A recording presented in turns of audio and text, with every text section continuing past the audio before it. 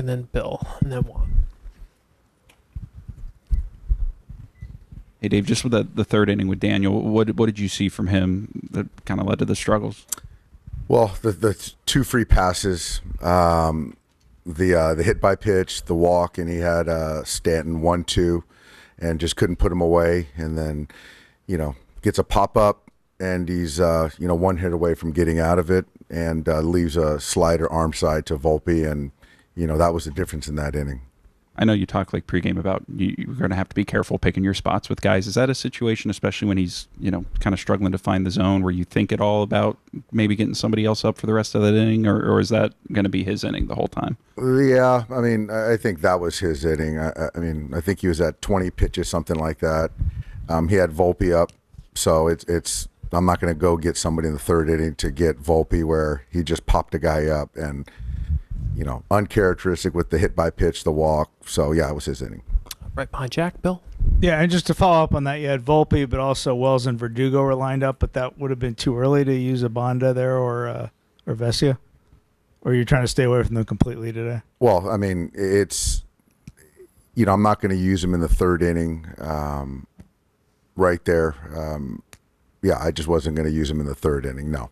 And knowing, obviously, choice number one is to win tonight, but since that didn't happen, I don't mean this to sound flip. Did this outcome in terms of pitching play out as well as you could hope? Absolutely. I don't think anyone expected those guys to lay down, and we had some at bats that I thought could have been better, but we knew it was a bullpen game, and as far as outcomes, to have 6 guys in your pen that are feeling good, rested. I feel good about that, and being up 3-1. Yeah.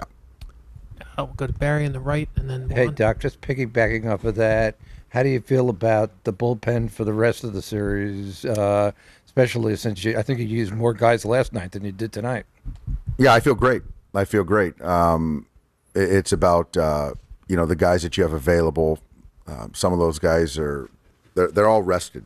So we have guys that can do up down. So where we're at with tomorrow, knowing there's an off day behind that, we're in a great spot with leverage relievers. I'm guessing you must be glad that this is the last time in the playoffs you have to do this. You have actual starters for the next 3 games. Yeah, exactly. Absolutely.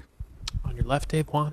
Dave, after that 5th inning, you guys were only done a run. Like, how challenging is it to kind of balance out whether you want to ride Nag for a couple more innings as opposed to maybe going some leverage guys? It's challenging. I think that you've got to be certain that you can score some runs. There's certainly any guy that we use tonight would have not been able to pitch tomorrow. Landon actually threw the ball very well.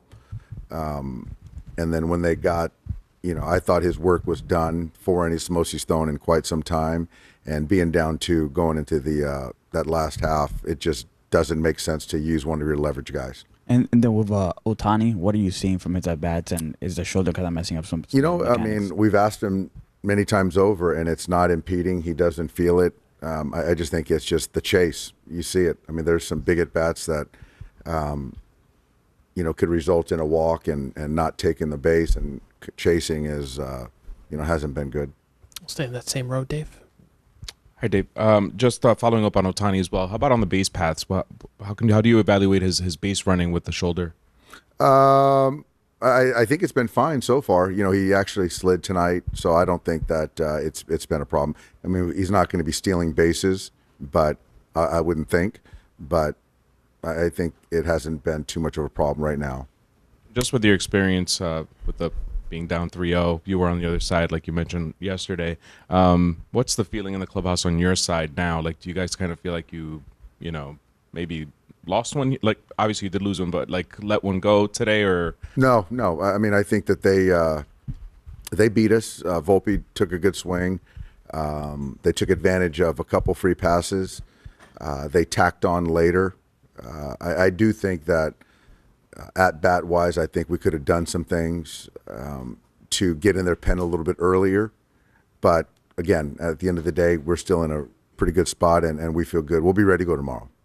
Jack on your left. Okay, could you see what happened with Mookie on that fly ball in the 1st inning? And I don't know if you've gone back and watched it since, if you had a reaction to when he went up into the crowd and the fan. No, I thought he had a beat on it, and he was, the fans got in the way and the umpires got it right. Do two more, Gabe and then Ron. Just to reiterate, there was really no circumstance today where you would have chased the game in a sense, and was it at all tempting 6-4 in the 8th to think, well, No, not 6-4 in the 8th. No, it wasn't. No. And we'll finish up with Ron, in the first row on your right. How sky high is the feeling in the dugout after Freddie's homer there in the first inning? And do you, even though you don't have to remind the guys there's 27 outs to go, do you have to remind them? I don't. I think that, we were very high. We were excited. Those guys, fortunately answered back. It was a good ball game till it wasn't. I don't need to remind them that there's 27 outs. We do a very good job of playing 27 outs. All right, Dave, thank you so much. right, We'll see you thanks, guys. tomorrow. Yeah, you got Appreciate it. it.